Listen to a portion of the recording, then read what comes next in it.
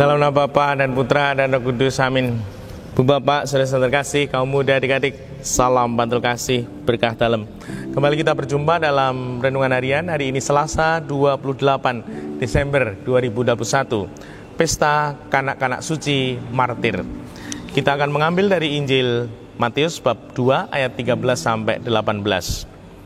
Setelah orang-orang Majus yang mengunjungi bayi Yesus di Betlehem itu pulang, tampaklah malaikat Tuhan kepada Yusuf dalam mimpi.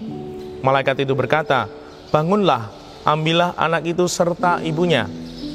Larilah ke Mesir dan tinggallah di sana sampai aku berfirman kepadamu. Karena Raja Herodes akan mencari anak itu untuk dibunuh." Maka Yusuf pun bangunlah. Malam itu juga diambilnya anak itu serta ibunya, lalu menyingkir ke Mesir dan tinggal di sana sampai Herodes mati. Hal itu terjadi supaya genaplah yang difirmankan Tuhan lewat nabinya. "Dari Mesir kupanggil anakku." Ketika Herodes tahu bahwa ia telah diperdayakan oleh orang-orang Majus itu, sangat marahlah ia. Lalu ia menyuruh membunuh semua anak di Betlehem dan sekitarnya, yaitu anak-anak yang berumur 2 tahun ke bawah, sesuai dengan waktu yang dapat diketahuinya dari orang-orang Majus itu.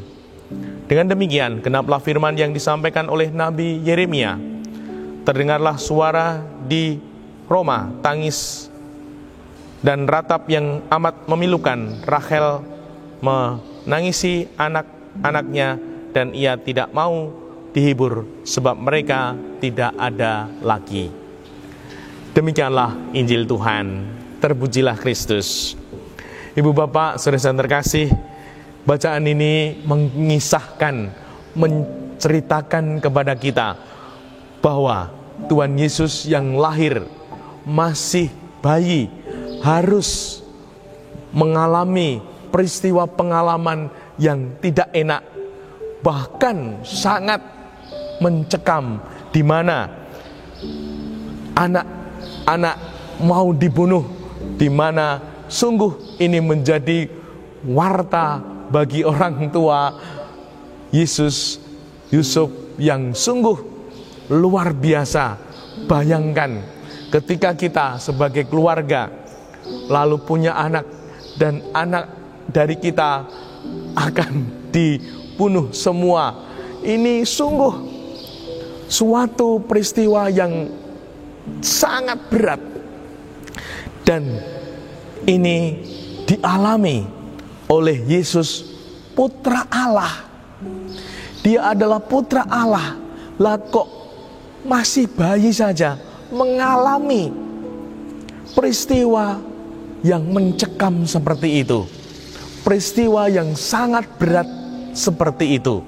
Nah, semoga ini menjadi peneguhan untuk kita. Lalu kita sebagai manusia harus bagaimana? Tentulah kita menjadi pribadi-pribadi yang ingin melihat dan meneladani Tuhan kita, bahwa sungguh ketika kita masih di dunia ini, masalah kehidupan, kesulitan kehidupan, tantangan kehidupan itu tetap akan menyertai kita. Untuk itu, semoga kita menjadi pribadi-pribadi yang sungguh tidak mudah untuk kalut, untuk takut, untuk khawatir, terlalu sedih. Karena apa? Karena itu semua hanya membuat kita semakin lemah. Memang kesulitan ada, tantangan hidup ada, masalah kehidupan ada. Kita jalani, kita mohon kekuatannya, dan kita juga harus sadar kita manusia terbatas. Pikirkan, lakukan yang perlu-perlu saja.